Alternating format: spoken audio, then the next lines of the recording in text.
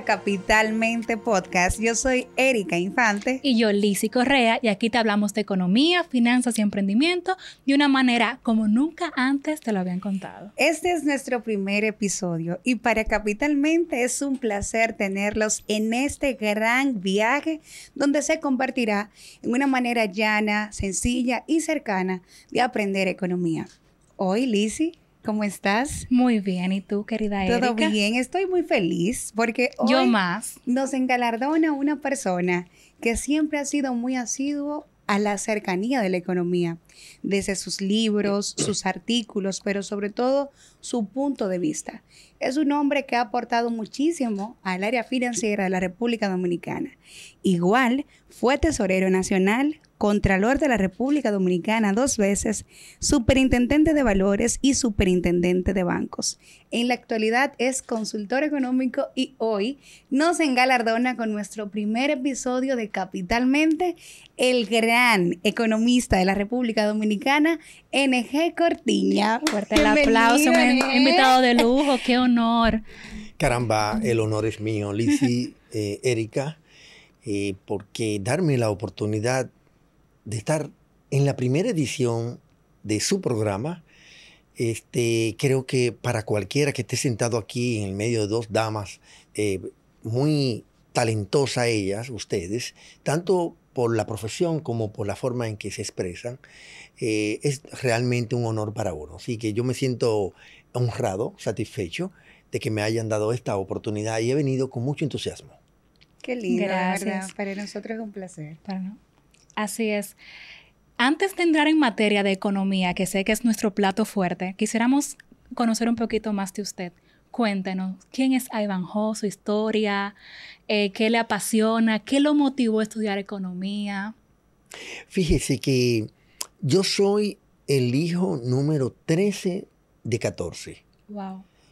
Y si en la jerga numerológica aplicamos el número 13 como que no da buena imagen o señal conforme a la numerología. Sin embargo, yo no me siento satanizado, no me siento negado, no me siento renegado con este número 13, porque de todos mis hermanos, todos han sido de alguna manera, especialmente los que están vivos, exitosos. Pero en el caso mío, que soy el único que está en la República Dominicana, porque todos ellos viven fuera del país y algunos fallecieron, he podido sobrevivir. Si he sobrevivido ya con 66 años, es porque la economía, que es mi carrera, mi profesión, me ha servido de algo. Y fíjate, Lizzy, yo no iba a estudiar economía. Yo lo que iba a estudiar era historia. Y que siempre me ha apasionado. Cuando yo salí del bachillerato, ya cuando se abrieron las inscripciones en la Universidad Autónoma de Santo Domingo, yo decidí ir a buscar el pensum de historia. Y cuando llegué al departamento de historia de la UAS, que está en el departamento de humanidades o en la facultad de humanidades, no tuve la suerte de encontrar una oficina abierta, sino que estaba cerrada. Eso me llevó entonces a no poder conseguir el pensum de historia. Y un amigo me dijo, no, pero mira, ve al de sociología, al departamento de sociología, que está en la facultad de economía, y ahí tal vez puede conseguir un pensum de sociología que se parece mucho a la historia. Pues cogí para allá, dentro de la UAS, y también estaba cerrado. Pues al lado del departamento de sociología está el departamento de economía, el único que estaba abierto. Y por curiosidad pedí el pensum. Lo tomé, me monté en el autobús, en la guagua, y me puse a estudiarlo. Como en las primeras materias, yo diría casi de los primeros 3 semestres, tiene muchas asignaturas que tienen que ver con historia. Y si no con historia, con parte de lo que es la evolución de la humanidad. Porque tiene antropología, tiene historia económica, tiene doctrinas económicas, y tiene introducción a la psicología, y que eran materias comunes también con la historia. Y decidí quedarme en economía hasta el sol de hoy. Mire, la gente tiene como pensamiento que un economista es una persona tacaña, que estudia una carrera tal vez muy numerológica, que es muy circunspecto. ¿Cómo usted se define como economista en la parte emocional, en la parte personal? ¿Dirige usted la economía en su vida diaria? ¿Cómo no? Yo lo que hago es un consumo responsable. El consumo responsable implica que usted debe ser un equilibrio entre los ingresos monetarios que recibe, ya sea ordinariamente o extraordinariamente, y los gastos, tanto los fijos como los eventuales. Y entonces, en función de esa realidad, de esa restricción, digamos, de presupuestaria personal, presupuestaria familiar, pues me circunscribo a esa limitación. De ahí que hago un consumo responsable en función de mi disponibilidad. No me dejo atraer, no me dejo invitar, no me dejo cautivar por el marketing, por la moda, por los amigos y amigas. Simple y llanamente yo tomo la decisión que entiendo en el consumo me conviene. ¿Y ha podido dirigir eso a su familia? O sea, ¿usted ha podido traspolar eso a sus hijos? ¿Usted inculcó el ahorro desde niños? ¿Ellos también hicieron una planificación previa? ¿Usted como padre en la familia, usted dejó que su esposa gastara de más en algún momento? Yo creo que sí, que logré promover esa cultura, porque en el caso de mis hijos, ambos son profesionales, ambos son independientes económicamente. Uno que vive en Estados Unidos, que es el más joven, que tiene 32, 33 años de edad, hizo su maestría en Estados Unidos y pudo abrirse camino él solo allá, sin tener ningún tipo de relaciones que lo ayudara en el caso de buscar empleo. Y él vive una vida, yo diría que decente, pero circunscrita a su restricción presupuestaria, porque él la conoce muy bien, él estudió finanzas. Okay. En el caso de mi esposa, yo creo que ella es una mujer que es una ayuda idónea, porque nunca ha sido una mujer, yo diría que es hasta más austera que yo. Wow. Yo mismo, te corrió con suerte. Sí, porque ella es racional en el consumo. Como toda mujer quiere unos zapatos, quiere una cartera, obviamente, y ella tiene la libertad de comprarla. Naturalmente, ella, aun cuando yo tenía buenos ingresos en una época de mi vida, ella nunca compró una cartera de marca, de estas marcas, ¿no?, que son bastante costosas en el mercado. Y eso habla muy bien de ella. Excelente. Eso se llama consumo responsable. ¿En algún momento usted se imaginó sirviendo en la parte pública? ¿Y cómo fue esa primera entrada de NG a servir al sector público? Bueno, solamente he trabajado en el sector público. Duré 26 años trabajando en el sector público y hoy soy consultor económico privado. Pero fíjate, mi experiencia para ingresar en el ámbito laboral fue por una bendición de Dios. Resulta que cuando era estudiante de economía, una joven que estaba unos semestres menos que yo, de economía también, estaba haciendo una encuesta que le habían indicado uno de sus profesores y le tocó encuestarme a mí por simple muestreo. Al preguntarme todas las preguntas, bueno, les respondí y entonces después que terminó la encuesta, yo le pregunté a ella, ¿y tú ganas? ¿Qué niveles de ingresos tú tienes? No, yo soy mantenida, me dijo ella. Pero ¿cuáles son tus niveles de ingresos? No, es que los de mi papá son muy altos. Y empezamos a hablar de la frecuencia de tanto a tanto, de tanto a tanto, de la misma frecuencia que tenía la encuesta. Y su papá, que era ministro de Agricultura en ese momento, pues estaba fuera de ese rango. Entonces, pasó el tiempo. Yo siempre tuve inclinación dentro de la economía por la economía agrícola. Cuando terminé mi carrera, yo le dije a ella, porque nos quedamos siendo amigos, que quería trabajar en el sector agropecuario. Y entonces ella le dio mi currículum a su papá, que era ministro de Agricultura. ¿Qué año? Wow. Eso fue en el año 1983-84. Entonces, Ángeles Suárez, que fue ministro de Agricultura, y ella se llama Fátima Ángeles.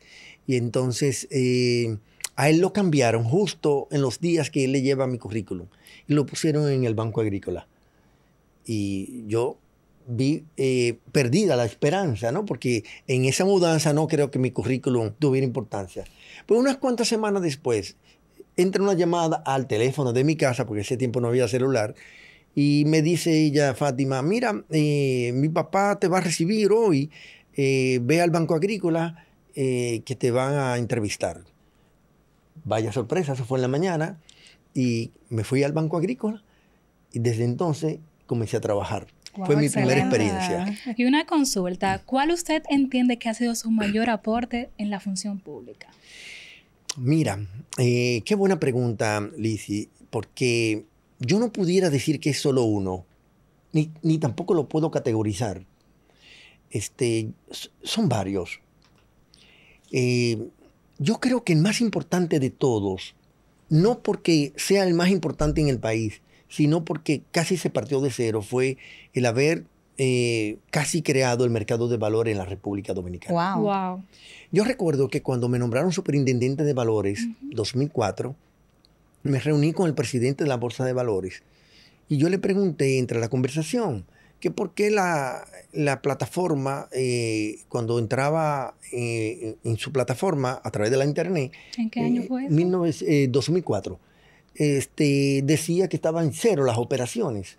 Entonces él me explicó, me dijo que no había ninguna operaciones bursátiles, ni de renta fija, y mucho menos de Que no renta era una variable. idea, no era pensable Sí, ni siquiera. mucho menos renta variable. Lo que habían eran lo que le llaman papeles comerciales, que no tiene que ver Se le nada preguntar con... entonces qué era la función de la superintendencia si no había instrumentos financieros en aquella Bueno, época. porque entonces la superintendencia tenía el rol de crear la infraestructura y la superestructura del mercado de valores. Excelente. ¿Y qué es la infraestructura? Bueno, los puestos de bolsa, las firmas de auditores externos, las firmas calificadoras de riesgo, los agentes bursátiles, y esa es parte de la infraestructura. Por supuesto, y en Sebaldón cuanto- se llegó a pensar. Sebaldón también, que es el depósito centralizado de valores, que nosotros trajimos el modelo, yo colaboré con eso, el modelo peruano, así como también la plataforma de negociación. Fuimos a Madrid, a la Bolsa de Valores de Madrid, y junto con el sector privado contribuimos a traer esta plataforma. Entonces esa es la infraestructura, pero también está la superestructura. ¿Y cuál es la superestructura? Bueno, todo el marco legal. Y el marco legal fundamental de la época fue hecho bajo la gestión nuestra. Por eso algunos... ¿Cuál fue el marco legal, el nombre del Bueno, la además ley? de la ley, son decenas de reglamentos. El principal de ellos es el Manual de Operaciones Bursátiles. Y también algo que Y nosotros... la monetaria y financiera La ley No, la monetaria ley y monetaria y financiera. financiera- fue en el 2002. Sí, ¿verdad? pero esa es otra ley. Ok. La ley de mercado de valores es una ley especial. Ya hay otra, naturalmente, porque han pasado 25 años, 21 años después de eso. Y entonces, esta infraestructura y superestructura fue creada en la gestión nuestra. Excelente. Recuerdo que en el país no había nadie que supiera elaborar un prospecto de emisión de valores de oferta pública. Porque ustedes saben que la ¿Y cómo universidad... hicieron no se- para crear no- esos no- instrumentos en aquel tiempo? ¿Perdón? ¿Cómo hicieron para poder crear y ofertar Bueno, esos instrumentos en la bolsa de hice valores? un periplo en toda la superintendencia de valores de América Latina, Excelente. creo que fui casi a todas, Excelente. y aprendí, junto con un equipo de técnicos, aprendí a elaborar propuestas, lo que le llaman prospectos de emisión de valores de oferta pública, y entrenamos a los gerentes financieros y algunos líderes de empresas privadas. Excelente. Hicimos seminarios, hicimos visitas bursátiles, constituimos lo que denominamos en ese momento el visitador bursátil, que tenía el papel que hace un visitador médico cuando va donde los médicos. Entonces, ese visitador bursátil, yo me constituí en un visitador bursátil. Y perdonen que hablen en términos de yo, porque así lo hicimos. Es Fuimos, válido. es la verdad. Excelente. Fuimos a varias empresas, y el resultado de eso fue fomentar una cultura financiera alternativa, competitiva y complementaria. Para no salirnos un poquito del tema del tema de valores, ¿no? Y comprender de que parte del concepto de nosotros es poder explicar la economía, sin el tecnicismo que tal vez nosotros manejamos. ¿Qué usted cree le hace falta y cómo se puede impulsar actualmente la Bolsa de Valores en la República Dominicana para que pase a ser una bolsa más solidificada y con más atracción para todo el mercado en general, no solamente la bolsa, el mercado en general? Sí, pero y particularmente en el caso del mercado de valores, yo creo que es un desarrollo que debe dejarse que camine en función de la dinámica de la economía. Y de la demanda, ¿verdad? Sí, y especialmente el sector privado, aunque el sector público también participa y puede participar. De hecho, cuando antes no existían las emisiones desmaterializadas, porque eran todo materializadas, eran físicas, eso se hizo en la gestión nuestra, en las emisiones desmaterializadas, sí, que son las que se hacen en anotación en cuenta en Cebaldón. Entonces, estas hay que dejar... Ustedes saben que la estructura empresarial dominicana es de carácter familiar. Casi todas las empresas son de familia. Entonces, por lo tanto, no hay un capital accionario público como hay en otros países. De ahí la limitación que tiene el mercado de valores de renta variable. En el caso del de renta fija, sí, es posible porque no se necesita democratizar la composición accionaria a nivel de titulares. Y entonces, las primeras emisiones de valores de oferta pública fueron hechas por importantes empresas de la República Dominicana. Sí. En principio fueron 3, después 7 y así fueron aumentando.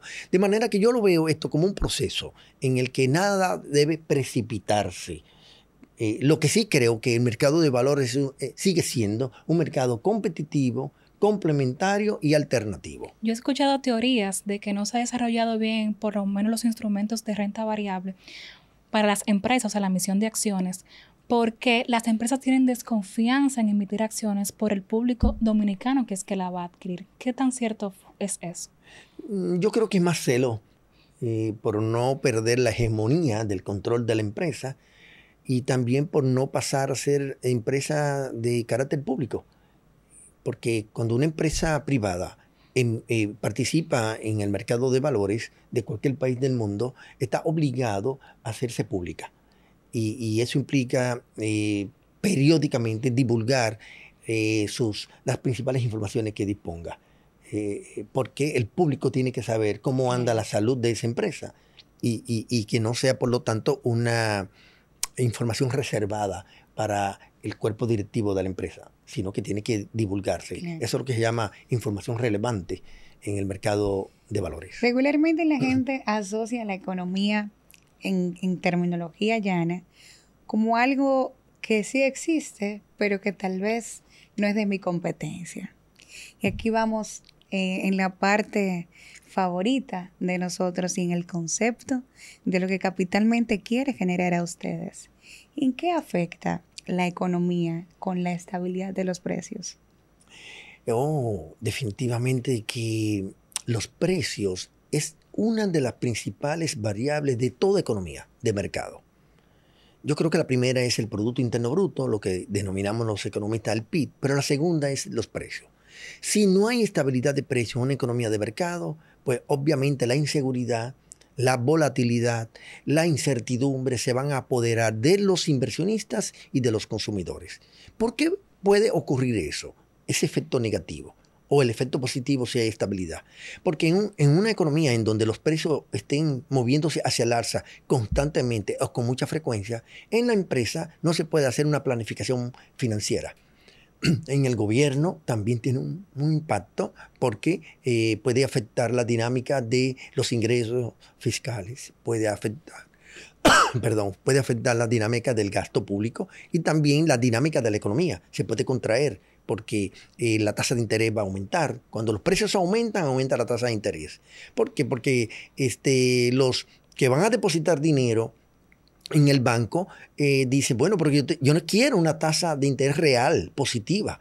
Y para que sea real positiva, la tasa de interés tiene que estar por encima de la inflación.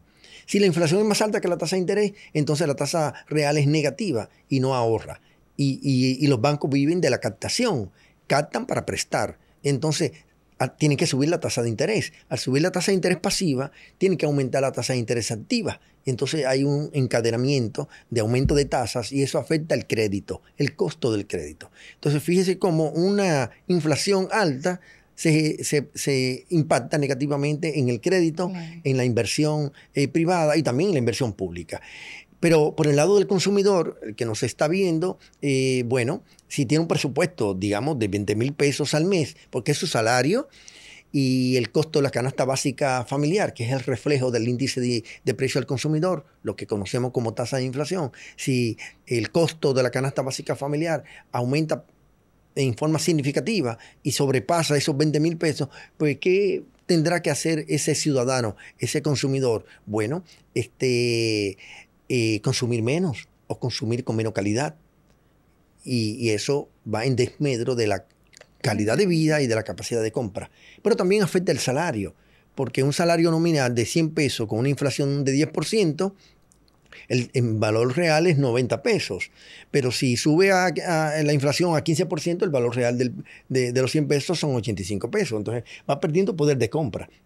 De ahí que la estabilidad de precios siempre será muy importante para los consumidores y para los inversionistas y también para el gobierno. Y cuando sucede lo contrario, que hay deflación, entonces, ¿cómo eso afecta al consumidor? También afecta negativamente porque... ¿Qué es la deflación? Es la caída general de los precios. Excelente. Es la caída general de los precios, contrario al aumento general de los precios, que es la inflación. Así es. Entonces, cuando hay estancamiento con inflación, se llama estanflación. Que se ha producido en muchos países, incluyendo la República Dominicana. ¿En qué periodo? Porque yo nunca he vivido un periodo de deflación. No, mira, aquí ha habido inflación negativa.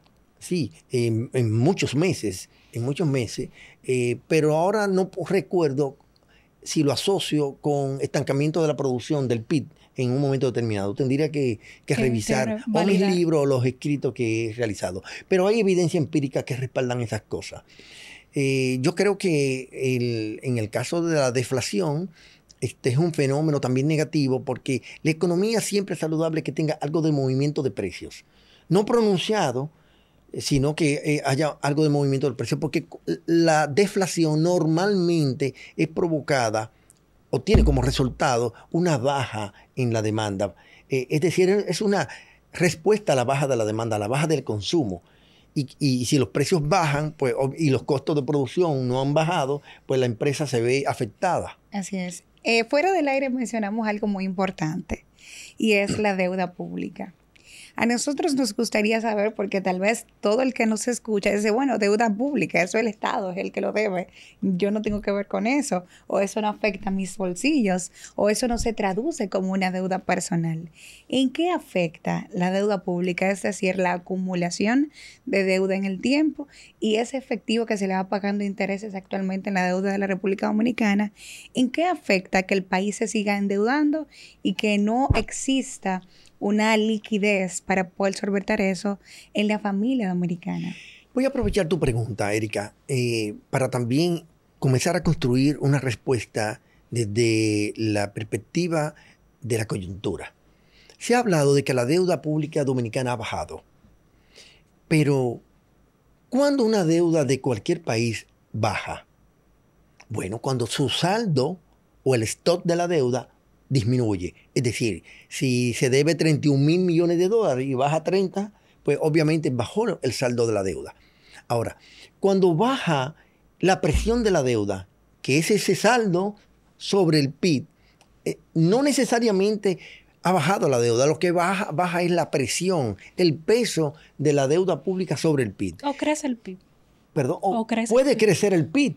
Y también crecer la deuda. Pero si el PIB crece más, entonces baja la presión de la deuda y da una ilusión como que la deuda ha bajado y en efecto no ha bajado. Por eso que es más importante cuando se analiza el tema de la deuda, no es que estamos desestimando la presión de la deuda, lo que estamos indicando es que el saldo de la deuda es el mejor referente para poder analizarla, porque cuando la deuda pública aumenta o baja o permanece estático, ¿en qué impacta? Bueno, impacta cuando se va a determinar los intereses que se van a pagar por la deuda. No se determina por la presión de la deuda, se determina por el saldo de la deuda. Entonces, los intereses forman parte del gasto corriente del gasto público. Y si la deuda aumenta, pues los intereses aumentan. Y si los intereses aumentan, la partida de la apropiación presupuestaria que va destinada al pago de los intereses aumenta. ¿Y qué pasa con eso? Que le quita espacio al gasto público para otras responsabilidades que tienen los gobiernos.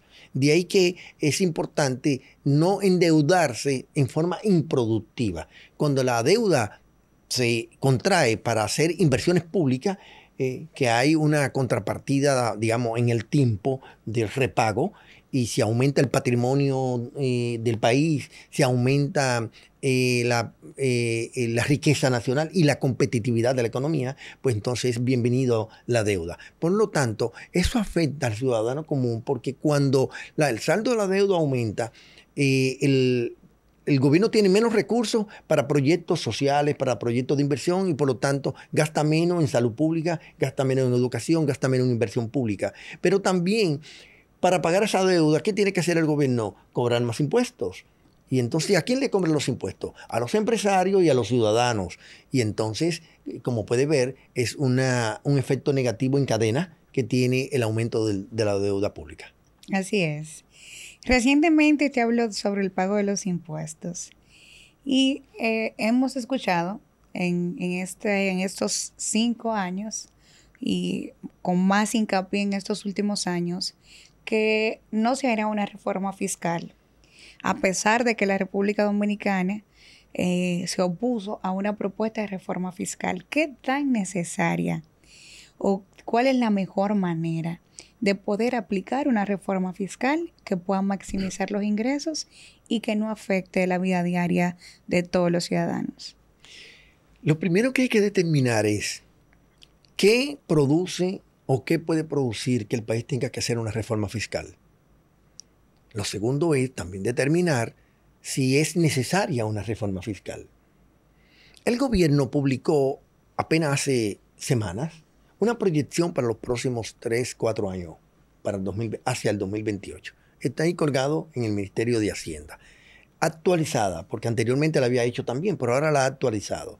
Y en esta actualización dice que ellos pueden manejar las finanzas públicas hacia el año 2028 con menos deuda, con menos déficit fiscal y elevando el gasto público.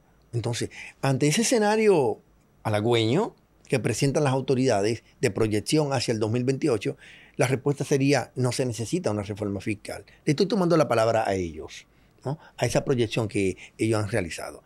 Si lo vemos desde el punto de vista de otros opinadores, incluso de otros sectores oficiales que dicen que sí, que se necesita una reforma fiscal.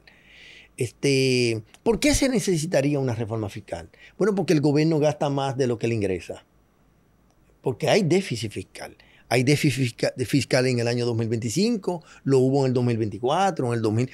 Déficit acumulado. En promedio, en los últimos 5 años, el déficit fiscal ha sido del 3% del PIB. Y ahora mismo el déficit fiscal del año 2025 supera los 240.000 millones.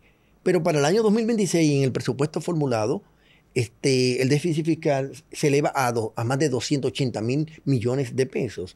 Por lo tanto, un presupuesto que se formula gastando más de lo que le ingresa, obviamente el origen de la deuda pública es cómo usted financia ese déficit. Y para financiar el déficit, el gobierno lo que ha hecho es tomar prestado. Pero ¿qué ha pasado con este endeudamiento? Que el 70% de ese nuevo endeudamiento es para financiar el déficit fiscal y el 30% restante es para pagar deuda vieja. Por lo tanto, no es cierto lo que se ha dicho a nivel de la retórica oficial de que la deuda pública que se contrae es para pagar deuda vieja. No, la deuda pública que se contrae mayormente es para pagar el déficit fiscal y también para pagar parte de la deuda vieja. Y peor aún, de ese déficit fiscal, una parte importante que se paga con endeudamiento es para gasto corriente. En base a la proyección que usted vio sobre Hacienda, usted sabe que es las proyecciones se basan en base, valga la redundancia, a una proyección de ingresos por parte de los impuestos que vamos a recaudar. Más sin embargo, usted sabe que no es tan real y por lo general siempre se recauda menos del 70% de lo que se proyecta. Entonces, evidentemente, la proyección nunca va a ser real a nuestra realidad porque hay mucha evasión de impuestos. Entonces, al final de cuentas, es como usted dice, tenemos que balancear el déficit con deuda. Sí, pero fíjate, Lizzy, yo no sé qué explicación tendría que dar el director de impuestos internos y el director de aduanas, porque ellos todos los meses dicen que rompen el récord en recaudación. Y entonces... Hay como una incoherencia. Exacto, ¿cierto? Una contradicción. Porque si todos los meses rompen el récord, significa que están cobrando, están permitiendo que los ingresos superen lo estimado. El registro de los ingresos, lo captado, supere el estimado. Si le tomamos la palabra a ellos de que rompen récord, pues no se necesita una reforma fiscal. Porque ¿para qué es la reforma fiscal? Entre otras cosas. Más. Son tres cosas fundamentalmente: recaudar más, gastar mejor o gastar menos, y también ver el tema del financiamiento. Entonces, si ellos dicen que rompen récord todos los meses, pues no sé. Entonces, parecería que es que el gobierno está gastando mucho más de los récords que ellos están rompiendo. Bueno, habría que ver. Mire, sí. Se habla de que la juventud como tal enfrenta muchas problemáticas, pero la principal es el tema del empleo. ¿Cómo se pudiera ejecutar a una visión país, una estrategia nacional para que en nuestro país se puedan maximizar los empleos y se puedan potencializar los salarios? En primer lugar, el gobierno, el sector público, con sus políticas públicas, tiene que garantizar la estabilidad macroeconómica. Es la condición base para que el sector privado y el mismo sector público puedan operar sin sobresaltos. Es lo primero. Logrado la estabilidad macroeconómica, pues el gobierno tiene que reestructurar el tipo de gasto público. No es conveniente, no es razonable, no es prioritario que el gobierno cada año gaste menos en inversión pública, o lo que denominamos en economía gasto de capital, y cada año gastamos más gasto corriente. Cuando el gasto de capital es el que crea empleo, crea aumento de riqueza, crea infraestructura. Entonces, ese gasto de capital, cuando crea empleo desde el sector público, empleo directo y empleo indirecto, hace economía externa. ¿Qué es la economía externa? Bueno, aquella que se crea alrededor de la inversión pública y que es promovida o es hecha por el sector privado. Cuando usted hace una carretera, alrededor de la carretera surgen nuevos negocios. Cuando usted hace una avenida, alrededor de esa avenida surgen nuevos negocios. Esos negocios no es el gobierno que lo instala el sector privado. Eso es lo que se llama economía externa. Entonces, de ahí la importancia de que el gasto de capital aumente. Porque si aumenta el gasto de capital, aumenta el empleo por el ámbito público, por el empleo directo y el empleo indirecto, pero también aumenta el empleo por el ámbito de la inversión privada. De ahí que esta nota es importante considerarla al momento de poder definir políticas públicas que vayan en la dirección de, en una estrategia nacional de desarrollo, fomentar el empleo, no solo en la juventud, sino en todo el que esté desempleado. Porque normalmente el que está desempleado tiene menos capacidad de compra. Pero si es una persona ya adulta, totalmente adulta, probablemente tenga hijos. Y si tiene hijos, tiene mayor responsabilidad del joven que no tiene empleo, pero que debe trabajar también, porque debe sostenerse, pero con menos responsabilidad social que el que ya tiene una familia. De ahí que yo no discriminaría una política de empleo a favor de edades. Yo favorecería a todo el que esté desempleado. Y sí fomentaría de darle oportunidad a quienes no han conseguido su primer empleo a través de políticas públicas focalizadas que ayuden, por ejemplo, al sector privado a poder contratar no solamente el sector público, sino el sector privado, a poder contratar a aquellos jóvenes que recién se gradúan, no tienen experiencia, pero en el trabajo les siguen experiencia, pues el gobierno puede deducirle impuestos a esas empresas durante un tiempo que se comprometan a contratar empleados nuevos que recién han egresado de las universidades dominicanas o del personal técnico que sale graduado también del Infotet y de otras entidades que ofrecen capacitación técnica intermedia. Pues yo creo que sí, esas políticas deben promoverse como una sinergia entre el sector público y el sector privado. Esas políticas ya existen realmente, ya existe no un programa. No, sí. Hay jóvenes trabajando en diferentes instituciones públicas que salen de las universidades y se integran a los ministerios a trabajar. Se llama el programa Mi Primer Empleo, promovido por el Ministerio de la Juventud. Pero entonces no hay una ley que obligue a su cumplimiento, porque si usted pone una ley que diga que si hay una empresa pública, una entidad pública, tiene 10 vacantes, y usted establece una cuota, un porcentaje el que se define en un consenso, que el 2%, por ejemplo, sea ocupado por nuevos egresados de universidades y de institutos de formación técnica, pues ya usted tiene un marco legal que obliga a la institución y que no se lo deja un espacio discrecional del funcionario si entiende que conviene o no le conviene, o el partido de gobierno si le conviene o no le conviene, sino que haya una ley que tenga régimen de consecuencias también. Claro, así es, así tiene sostenibilidad el programa. Por supuesto. Muy de acuerdo con usted. Una consulta. Me llamó mucho la atención cuando le preguntó a Erika sobre el tema del empleo, que usted entiende que el gobierno debería de bajar el gasto en gasto corriente y aumentar su inversión pública, pero lamentablemente he visto que siempre ha sido la media o que siempre ha sido una constante todos los años. Y yo no he visto un presupuesto donde la inversión pública sea mayor a la corriente. Entonces, usted como economista, ¿qué usted entiende que deben hacer los gobiernos para aumentar el gasto en inversión pública, que es mucho más eficiente que la del gasto corriente, para balancear un poquito y realmente hacer lo correcto? Fíjate, Lizy, en primer lugar, yo no aspiro a que haya un 50-50, ni tampoco un 60-40 en uno u otro lado, gasto de capital, gasto corriente. Lo que yo aspiro es a que se detenga el deterioro del gasto de capital, que ya ahora mismo está contabilizado al mes de octubre del año 2025, apenas está en 10.5%, cuando el año pasado estaba en 12 y algo. Entonces hay y anterior estaba en 13 y anterior estaba en 14. Entonces hay un deterioro. A eso es que hay que ponerle un stop. En el año 2011, la proporción del gasto de capital sobre el gasto total era de 19%. Entonces, si en el 2011 eso era posible, ¿por qué ahora no puede ser posible? Pues es cuestión de visión de desarrollo, de saber de que el gasto de capital es más importante que el gasto corriente.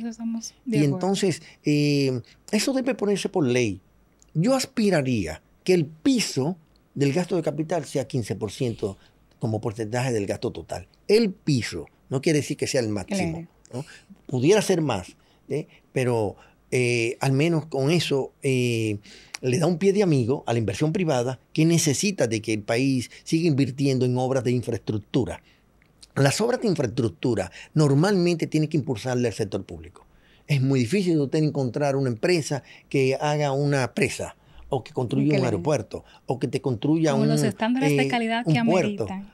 ¿Perdón? Con los estándares de calidad que ameritan. Exacto. Y además también por el volumen, el monto de recursos que envuelve, no todo empresario está en capacidad de mover esa cantidad de recursos. Entonces, que se pueda hacer en conjunción con el sector público y privado, perfecto, también pudiera ser una forma. Pero por de pronto, yo creo que el gasto de capital, la composición económica del gasto público debe poner un stop, en primer lugar, al deterioro del gasto de capital, y aspiro a que por lo menos el 15% del gasto público total se destine a gasto de capital. Sí. Usted sabe que la economía en la República Dominicana en los últimos años ha sido muy permeada. ¿Cuáles serían esos principales desafíos que deben de ser de principalía como agenda país para poder estabilizar la economía dominicana? Bueno, empezando por el sector público, yo pienso que detener el permanente resultado del balance fiscal, que es negativo y que se ha anclado en torno al 3% del PIB. Yo creo que esa es la primera señal que debe dar un gobierno para que el resto del país sepa que hay disciplina fiscal.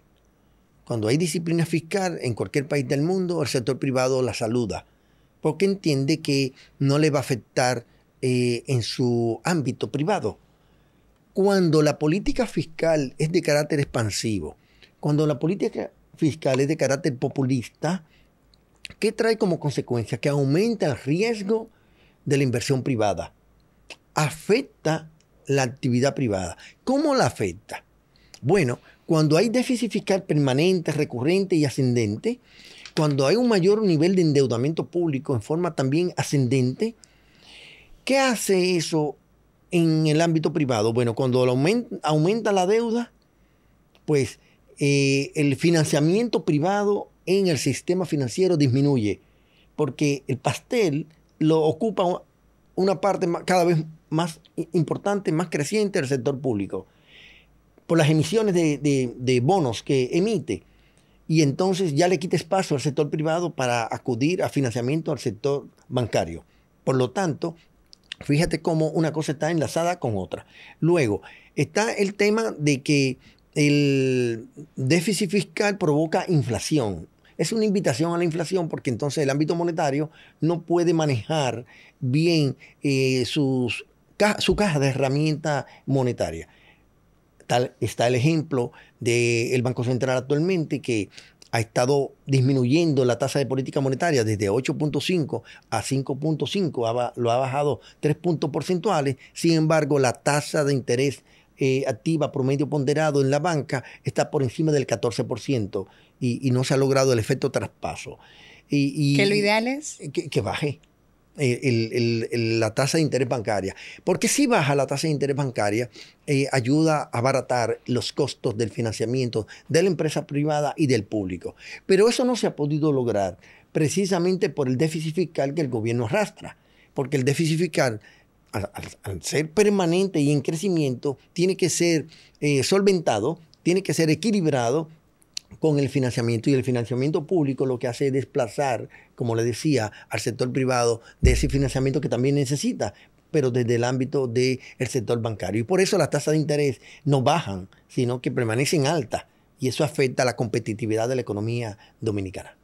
Excelente. Yo tengo otra pregunta fuera de ese tema, que sé que muchos jóvenes se preguntan o tienen la duda, por ejemplo, cuando hay una guerra en Ucrania o la guerra reciente entre Israel y Gaza, entienden que esos fenómenos sociales no nos afectan directamente a la economía dominicana. Entonces, yo quiero que usted nos explique en términos llanos cómo todos esos sucesos pueden afectar directamente a la economía dominicana. Bueno, en un mundo globalizado como el que ya vivimos, obviamente que cualquier acontecimiento de importancia en el mundo, sea de carácter natural, de carácter social, de carácter político o de carácter bélico, como los que menciona, pueden tener un impacto negativo en el resto del mundo, y de hecho en algunos casos sí lo provoca. En el caso particular de la guerra Rusia-Ucrania, en el caso particular de la guerra ahora que se firmó el Tratado de Paz entre Hamas e Israel y Palestina, pues no tuvo impacto negativo en la economía dominicana, porque la relación nuestra con ellos no es importante, pero tampoco ellos no inciden en la economía mundial, ni a nivel de producción, ni a nivel de precios. Ucrania no, con el tema de la materia prima y eso. No, porque Ucrania es un gran productor de trigo, por ejemplo, pero y fertilizantes sí, pero otros países producen trigo y fertilizantes. Nosotros no somos grandes compradores de esos rubros del mercado ucraniano. Pero tampoco en el mercado internacional esos precios aumentaron significativamente por la guerra. No. Entonces, pero además, ¿qué ha pasado en la economía dominicana en este año 2025? El gobierno que ha dicho que la economía dominicana se ha contraído a 2.4% durante los meses de enero a agosto, los primeros 8 meses del año, cuando el año pasado, para igual periodo, crecimos en alrededor de un 5%, dice que se lo atribuye a factores externos. Pero ¿qué ha pasado con las variables del sector externo? Turismo ha aumentado Lo dice el ministro de Turismo todos los meses en una rueda de prensa. Llegan más turistas y si llegan más turistas, pues hay más ingresos fiscales por el vía de turismo, hay más ingresos en dólares. El Banco Central todos los meses publica que las remesas aumentan. Recientemente acaba de publicar el del mes de septiembre indicando que hubo otro aumento en las remesas. ¡Qué bueno! Pero también las exportaciones dominicanas crecieron en los primeros 9 meses del año, de enero a septiembre. Pero también la inversión extranjera directa, dijo el Banco Central, ha aumentado. Entonces, si las 4 fuentes principales de generación de divisas del sector externo, como son turismo, remesa, inversión extranjera directa y exportaciones, han mejorado en el 2025 respecto al 2024, la contracción económica que hemos estado observando en este año no se debe a esos factores externos, se debe a factores internos. ¿Cómo cuáles? O bueno, mal gasto público, un gasto público que prioriza el gasto corriente, una tasa de interés que no ha podido ser reducida a nivel del sector bancario. Y la mejor prueba de eso es cómo se comporta el mercado cambiario. Fíjese que el Banco Central no ha podido detener la depreciación monetaria del peso dominicano respecto al dólar, a pesar de las intervenciones periódicas que ha realizado a través de las operaciones de mercado abierto, inyectando dólares desde las reservas internacionales netas que dispone el Banco Central. Para abril de este año, las reservas internacionales superaban los 15.000 millones de dólares.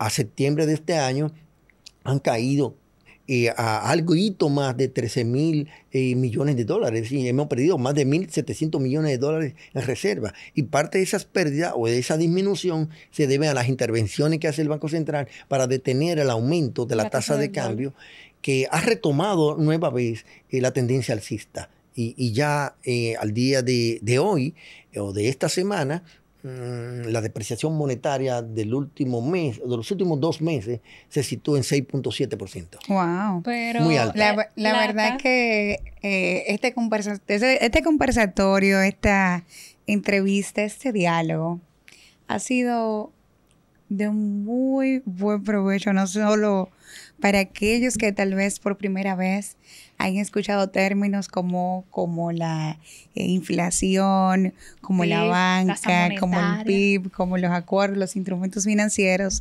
sino para aquellos también que estamos al pendiente de lo que sucede a través del mundo.